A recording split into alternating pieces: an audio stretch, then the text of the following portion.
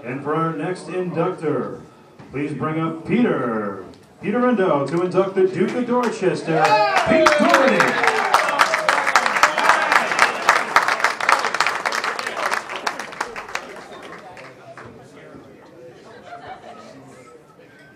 So to answer the first question of who the hell was this guy, like most of you, I'm a wrestling fan first and foremost, who's been given the honor today of inducting my favorite wrestler of all time, a true Boston legend, Pete Doherty, into the New England Wrestling Hall of Fame.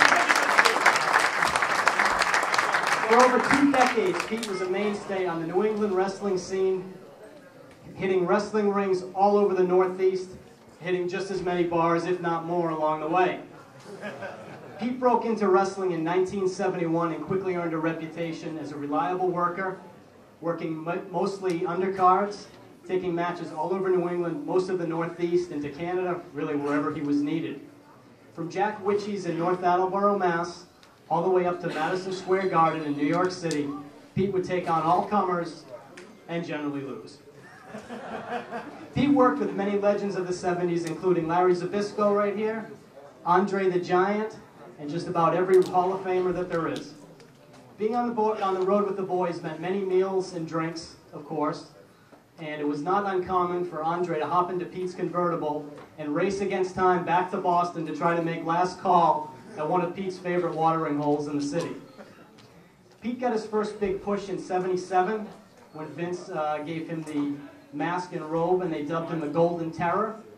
Along with his manager, Captain Lou Albano, Pete found himself in many main event matches against the likes of future WWF champion Bob Backlund.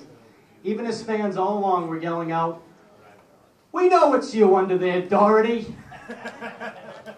When the Golden Terror's reign had ended, it was business as usual. Pete went back to the road, trying to provide for his young family, even as it meant more and more time away from home. One night, Pete arrived late to the arena after working the day shift at the Quincy Shipyard, and was greeted by the words of Chief J. Strongbow, who said, "Well, well, if it isn't the friggin' Duke of Dorchester." And with that, one of wrestling's great nicknames was born. In the early 80s, there were sweeping changes going on in the wrestling scene thanks to Vince Jr., and the Duke of Dorchester was making the Boston Garden his kingdom. By now, fans had become quite familiar with his wild antics and his missing teeth, which were certainly a trademark. An orthodontist nightmare, according to Mean Gene Okerlund, the Duke used every dirty trick in the book against some of the top baby faces of the era. From Boston to Providence to Worcester, wherever he was needed, the Duke put on a show, drawing heat from the fans, dishing out and taking some old-school beatdowns, and generally, again, taking the loss. The Duke knew how to put guys over and understood that if his opponent looked good, he looked good. And Vince took notice, and pretty soon, the Duke had the honor of facing the Junkyard Dog in the first ever match on Saturday night's main event. Yeah. He lost that match, of course, but not before dropping 3 F-bombs on live TV.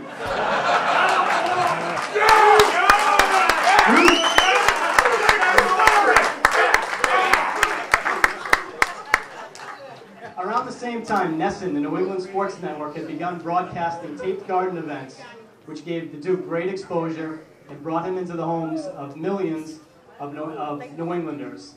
Thankfully, there was no high def at the time for Nesson. In 1986, the Duke won over even more fans after winning a battle royal at the Garden, $50,000, and had a brief feud with King Kong Bundy, which culminated in the Duke smashing Bundy over the back with a chair and getting disqualified. The fans loved it, and he was getting more and more popular.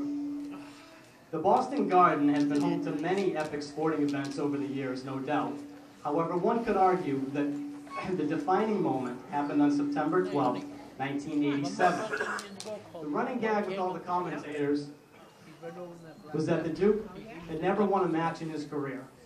On that night, history was made as the Duke pummeled Leaping Lanny Poffo in front of a stunned Garden crowd.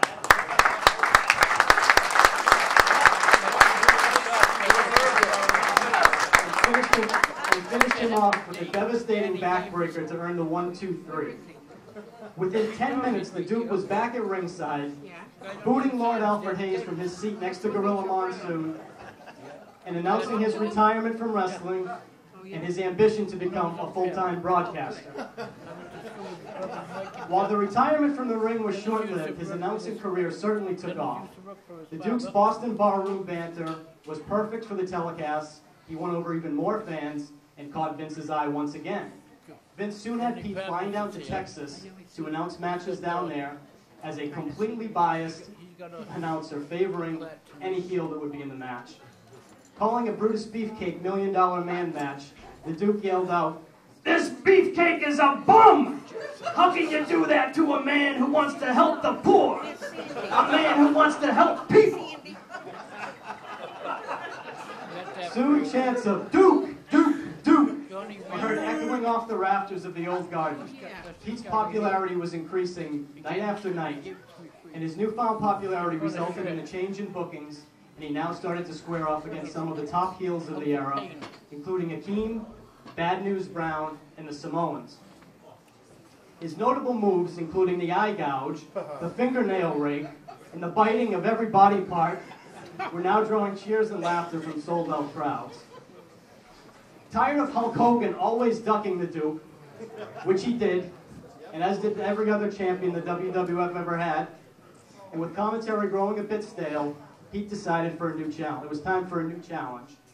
The Duke had kicked down many doors already, and now it was time for Hollywood. Vince cast Pete as Klondike Kramer, a toothless, raggedy biker, which was quite a stretch, in a 1989 classic No Holds Barred starring Hogan. After being snubbed by the Oscars, he was back to the ring for a 2-year farewell tour, during which the curtain slowly closed on an amazing and diverse 20-year career.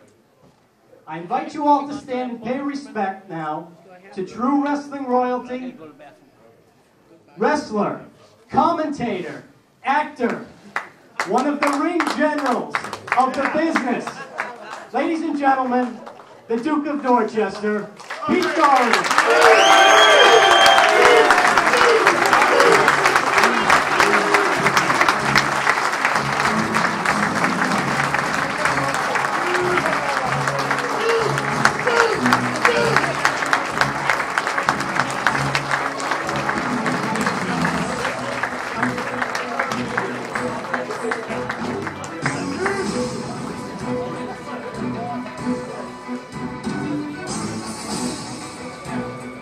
Wow, what a fantastic introduction.